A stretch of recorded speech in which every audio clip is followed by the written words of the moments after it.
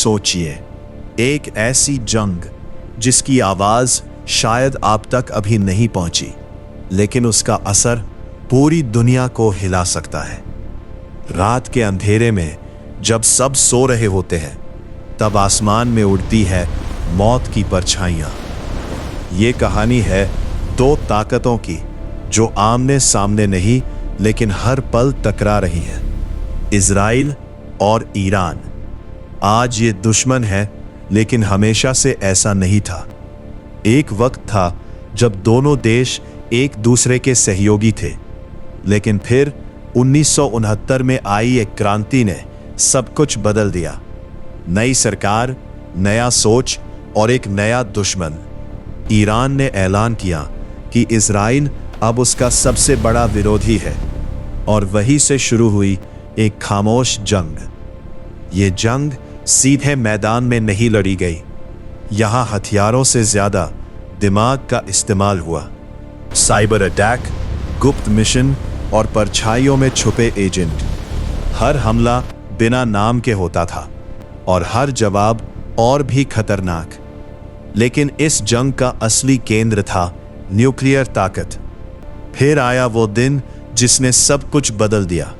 एक अचानक हमला, इतना तेज कि दुनिया समझ भी नहीं पाई।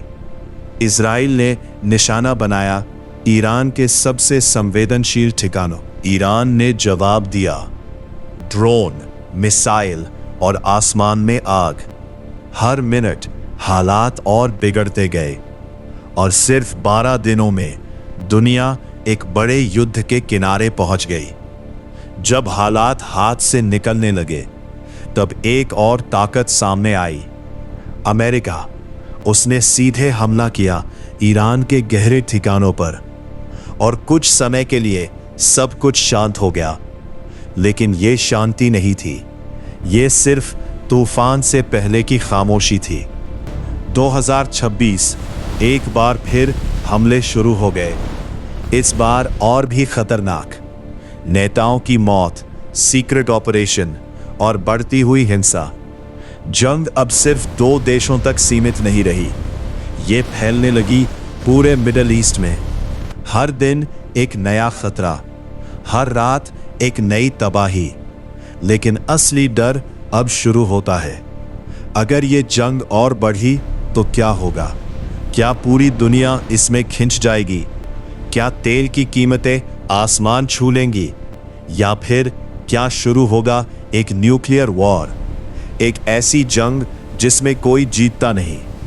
शायद ये सिर्फ जंग नहीं है, ये एक खेल है, ताकत का, डर का और नियंत्रण का, जहां हर चाल किसी बड़े प्लान का हिस्सा है। आज दुनिया एक मोड़ पर खड़ी है।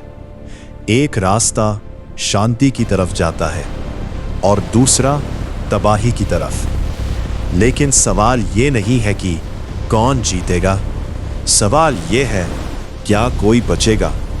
क्योंकि कुछ जंगें खत्म नहीं होती, वो बस इंतजार करती है।